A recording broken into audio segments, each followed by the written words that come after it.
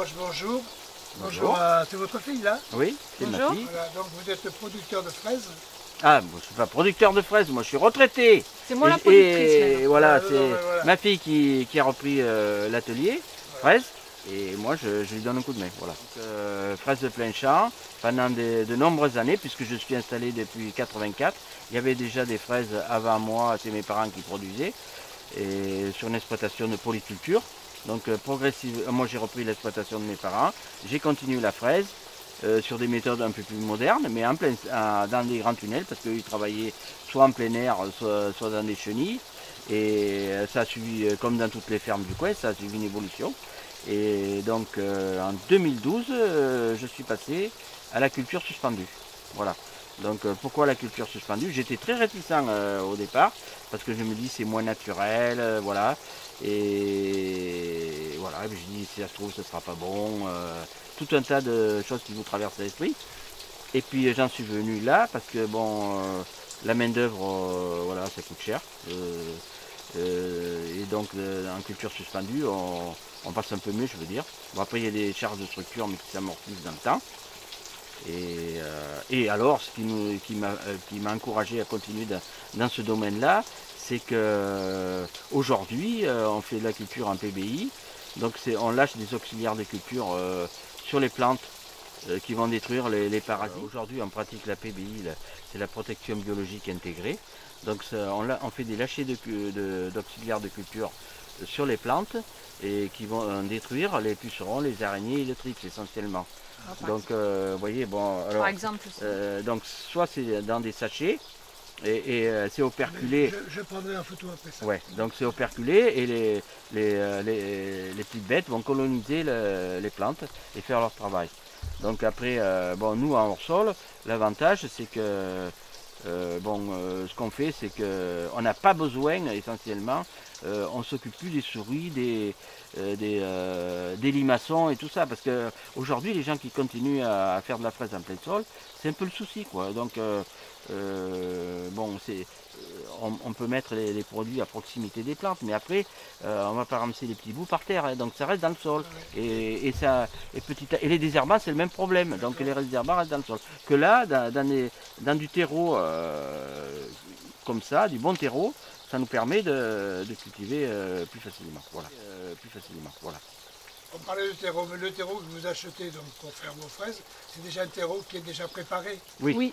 C'est un assemblage entre de la tourbe, deux types de tourbe, de la tourbe blonde, de la tourbe brune et de l'écorce de pin. Enfin, c'est un peu le même genre de terreau qui est un peu enrichi, c'est comme le terreau à géranium si on y va par là. Donc nous on l'achète à des professionnels, c'est des grands sacs. Bien sûr ça nous revient moins cher que...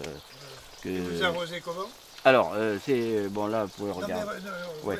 Donc bon, l'arrosage il est en fonction du temps. On fait des programmations et puis c'est des capillaires. Donc il y a plusieurs systèmes. Hein. Soit c'est du goutte à goutte ou des capillaires. Il y a un point d'eau entre chaque fraisier si vous voulez, pour deux fraisiers.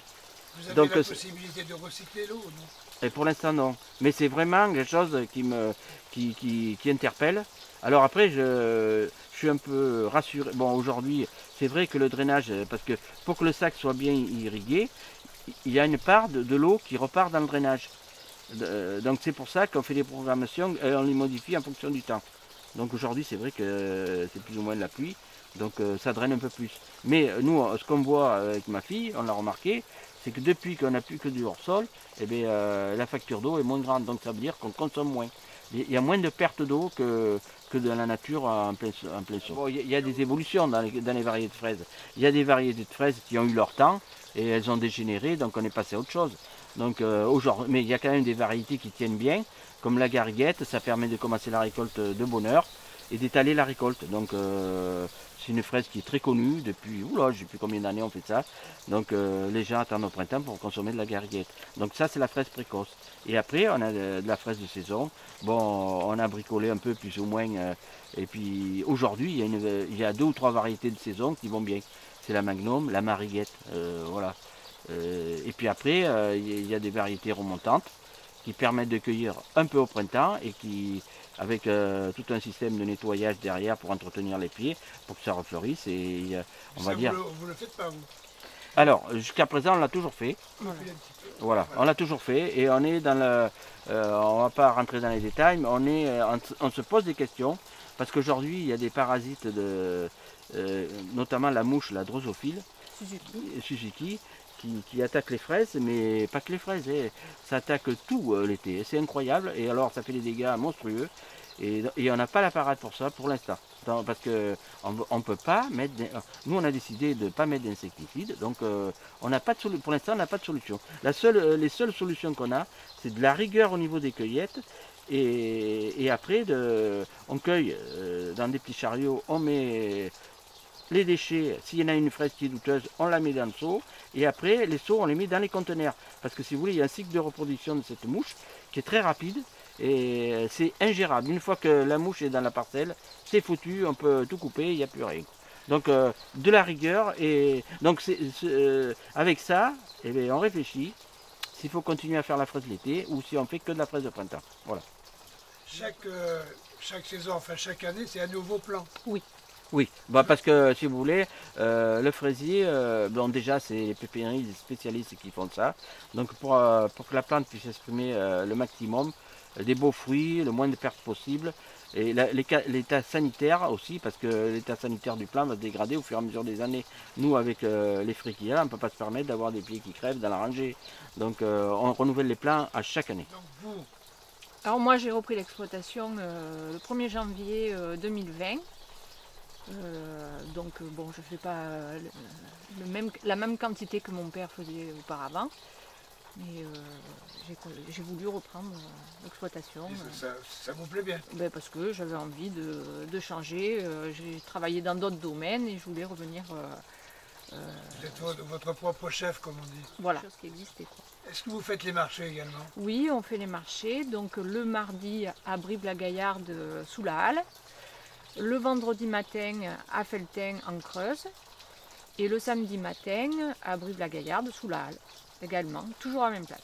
Et vous vendez uniquement sur les marchés ou vous ne vendez pas à des grossistes? À des grossistes? Non, on vend en direct sur les marchés, à la maison et puis pâtissier, boulanger. Local. En local. Mais tout en direct, voilà. Pas de grossistes. Pas de magasin. Voilà. Alors ici il y a 1000 mètres carrés et en bas il doit y avoir 300, 400 mètres carrés. Voilà, 1400 mètres carrés.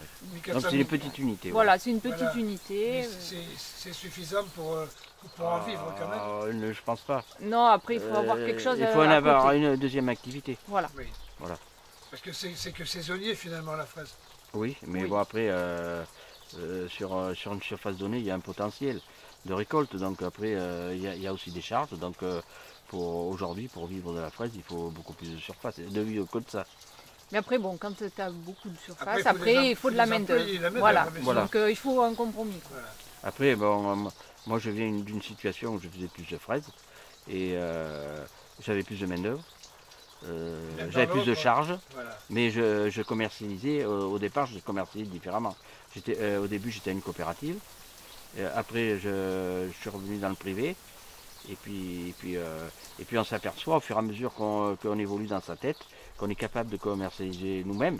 Donc il vaut mieux en faire un peu moins, le faire mieux, et le mieux le valoriser. Et le mieux le valoriser du coup. Voilà. Mais écoutez, moi je vous remercie.